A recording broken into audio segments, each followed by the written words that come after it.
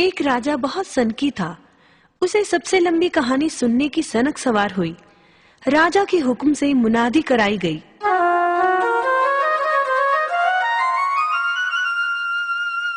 सुनो सुनो सुनो,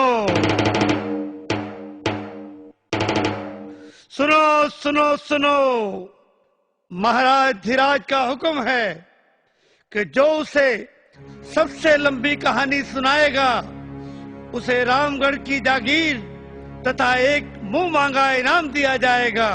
मगर जिसकी कहानी लंबी ना हुई उसे कारावास में भी डाल दिया जाएगा। सुनो सुनो सुनो, सुनो सुनो सुनो। यह सुनकर दूर दूर से कहानीकार आए, परंतु राजा को संतुष्ट न कर पाए।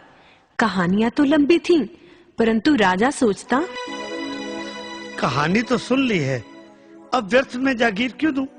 धीरे धीरे बहुत से कहानीकार कारावास में बंद कर दिए गए। एक कहानीकार के नौजवान बेटे को अपने पिता का कारावास में बंद होना बहुत खला। उसने राजा को सबक सिखाने का मन बना लिया और जा पहुंचा राज दरबार कहानी सुनाने के लिए। बोला, महाराज, एक किसान का बहुत बड़ा खेत था। उसने ज्वार बो रखी थी।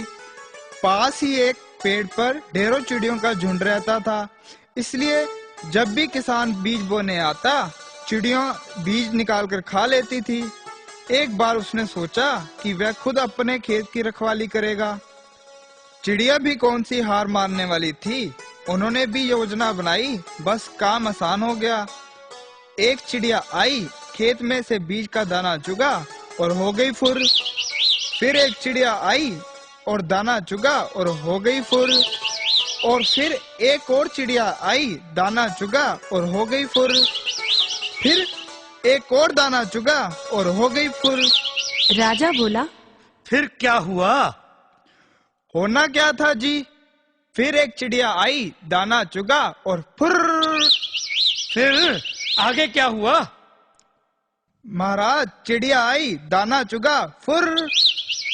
ठीक है भाई, अब आगे भी तो बोलो। वही तो कह रहा हूँ महाराज, चिड़िया आई, दाना चुगा और फुर।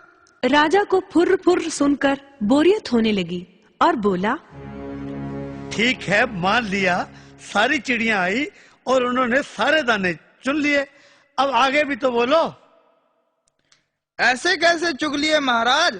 एक एक चिड़िया आएगी, एक एक दाना चुगेगी, सभी दाने खत्म होंगे, तभी तो कहानी आगे चलेगी। एक चिड़िया आई, दाना चुगा और फुर्र। राजा समझ गया कि आज शेर को सवा शेर मिला है। ये कहानी तो कभी खत्म ही नहीं हो सकती। इसे दंड कैसे दूं? इसे इनाम देकर ही पीछा छुड़ाना बेहतर है। बोला, अरे नौजवान, तू फुर फुर बंद कर। सचमुच तेरी कहानी सबसे लंबी है। तुम्हें रामगढ़ की जागीर इनाम में दी जाती है। परंतु महाराज, मेरा मुंह मांगा इनाम। हाँ हाँ, वो भी बोलो, तुम्हें क्या चाहिए? मेरा इनाम यही है कि आप सभी बंद कहानीकारों को छोड़ दें। बिना बात किसी को सताना अच्छी बात थोड़ी ही है। इससे राजलक्ष्मी नाराज हो जाती है और देश और राजा दोनों ही नष्ट हो जाते हैं। मैं चाहता हूँ कि हमारे वतन पर ऐसी विपदा कभी ना आए। बात तो तुम्हारी ठीक है। हम हुक्म सुनाते हैं, सभी कहानीकारों को बादब छोड़ दिया जाए। ये युवक बहुत समझदार है। हम घोषणा करते हैं कि हम राजकुमारी का ब्याह इस युवक से करेंगे और हमारे बाद यही इस देश के महाराज होंगे।